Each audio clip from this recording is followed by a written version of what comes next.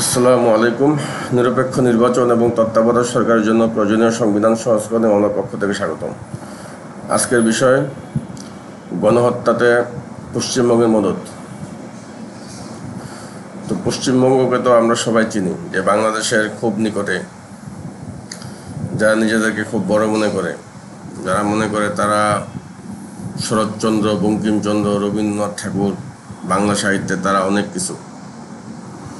তো সেই পশ্চিমবঙ্গের গল্প বলি যে পশ্চিমবঙ্গ মোদি হাসিনা ভারতের 2015-16 সালে জঙ্গিবাদের পরিকল্পনার শুরুতে জড়িত ছিল। আমাদের ইউনিভার্সিটির মূল চক্রান্তকারী তো ছিল বলজিন্দার এবং সুভাষ আনন্দ। বলজিন্দার যিনি সরাসরি জড়িত ছিলেন ইমিগ্রেশন রেডের সময়, এবং বাড়ির ছাদ থেকে উনি গোয়েন্দাদের হাত দিয়ে তিনি অভিনন্দন জানিয়েছেন ইমিগ্রেশন রেড দেওয়ার জন্য। মনে আছে এখনো, দেখছি ওকে। তারপর যে এখানে কাজ করতাম, পার্ট টাইম জব করতাম, ওখানে যে সন্ত্রাসী কর্মকাণ্ড হয়েছে, পাঞ্জাবি সন্ত্রাসী কর্মকাণ্ড, ওটা সুভাষ আনন্দের কাজ।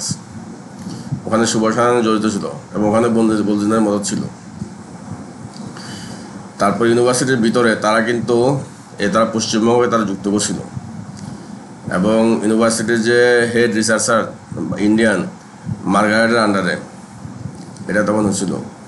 পশ্চিমবঙ্গের একটা মেয়ে সাবরিনা, যে মমতা বন্দ্যোপাধ্যায়ের অনুগত সাবরিনা মেয়েকে ব্রিটিশ পুলিশ এবং MI5-এর সঙ্গে লিঙ্ক করে দিয়ে আমার পিছনে বাধা দিয়েছিল 1-1.5 মাস 2 মাসের মতন। আমার ভিডিওতে আছে যে জারুয়ানিতে সম্পূর্ণ বলা আছে এই মেয়ের কাহিনী সম্পর্কে। পশ্চিমবঙ্গ শুরুতে জড়িত ছিল, এবং আগে তো বলা হয়েছে যে বলজিন্দারের মূল কোটা ছিল অবৈধ অধিবাসী কোটা, আর সুভাষায়নের কোটা ছিল গার্মেন্টস কোটা, আর এই পশ্চিমবঙ্গের কোটা হচ্ছে কৃষি কোটা, যেটা কুত্তাঘাতের কোটা, যেটা কৃষি কোটাটাই পশ্চিমবঙ্গের কোটা। পশ্চিমবঙ্গ সব কোটায় মূলত কৃষি কোটাটাই ওদের মেইন কোটা। তো চলচ্চিত্র কোটাতে সাকিব খানের যে সাকিব খানের যে সাকিব এবং অপুর যে বিষয়টা, ওটা পশ্চিমবঙ্গের 2015-16 সাল থেকে কিন্তু তারা চলচ্চিত্র করে সিনেমা করে। যেমন রাজনীতি দিয়ে শুরু বরবাদ, এখন বরবাদ চলে, বরবাদ দিয়ে শেষ। মাঝখানে তো 50, 60, 70, 80টার মতো সিনেমা হয়েছে জঙ্গিবাদের বিভিন্ন ঘটনা নিয়ে। তো রাজনীতি বরবাদে হয়ে গেছে, জঙ্গিবাদের রাজনীতি বরবাদ হয়ে গেছে, ওটা ঠিক হবে না। মোদি হাসিনা ভারতের সাম্প্রদায়িক সিরিয়াল কিলিং, গণহত্যার কুত্তাবিদ্রোহের গোড়াঘাট করিডোর, সামরিক করিডোরের যে ষড়যন্ত্র, ওটা তো আর কখনো বাস্তবায়ন হবে না, কারণ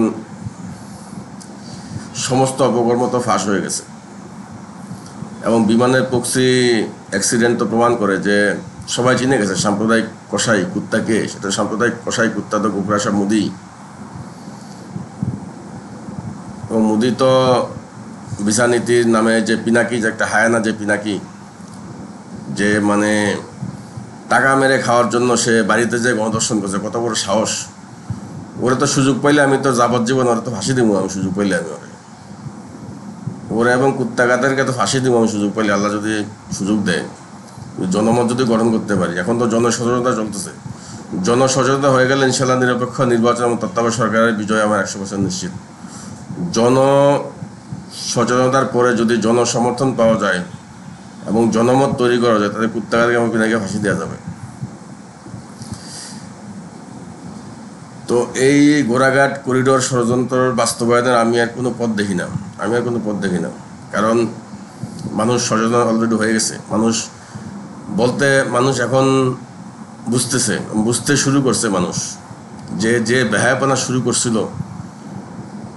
সাম্প্রদায়িক কসাই মোদি এবং মোদির অবৈধ ক্ষমতার মাগি হাসিনা, যে এবং মোদি হাসিনা ভারতের সমতার মাগি খালেদা, এবং মোদি হাসিনা ভারতের যে জঙ্গিবাদের মাগি মমতা, এরা যে এবং বিদেশ থেকে যে মদত নিয়েছিল, মদতটা মেনলি গার্মেন্টস কোটা থেকে নিয়েছিল, সুভাষানের কোটা থেকে নিয়েছিল।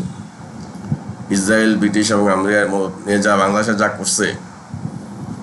যা করছে এটা তার ঠিক করে নাই। এবং হুতুম পেঁচাচ্ছে বড় লক্ষ্মী এই সাম্প্রদায়িক কসাই মোদি অবৈধ ক্ষমতার মাগে হাসিনা, মোদি হাসিনা ভারতের সংগ্রামী খালেদা, এবং সাম্প্রদায়িক কসাই মোদির জঙ্গিবাদের মাগি মমতা, এবং তথাকথিত ছাত্র জনতার গণহত্যার কুত্তা বিপ্লবের আমাদের এলাকাতে যে সবচেয়ে বড় যে ইটা হয়েছে, জঙ্গিবাদের যে সমতা হয়েছে, মানে বিএনপি আমলে সমতা হয়েছে, তারপর চায়ের দোকানের সামনে 5 জনকে মেরে কিন্তু মেধা রায় দেওয়া হয়েছে। ইউনুস যে নুরা গুপ্তা বা বিপ্লবী ইউনুস যে তাকে অন্তর্ভুক্ত করেছে আমাদের এলাকা থেকে। তারপরে পশ্চিমবঙ্গের পুলিশ এবং পাঞ্জাবের গোয়েন্দারে কিন্তু রাতের বেলা টহল দিত, আমি রাতের বেলা বের হলে দেখতাম। তো আমাকে অনুসরণ করার চেষ্টা করছে, আমি পাত্তা দিইনি, না তাদের সাথে কোনো ফ্রেন্ডশিপ নেই। আমার নিরপেক্ষ নির্বাচন এবং তত্ত্বাবধায়ক সরকার মামলা আদালতের মধ্যে সাব্যস্ত হবে। ধন্যবাদ।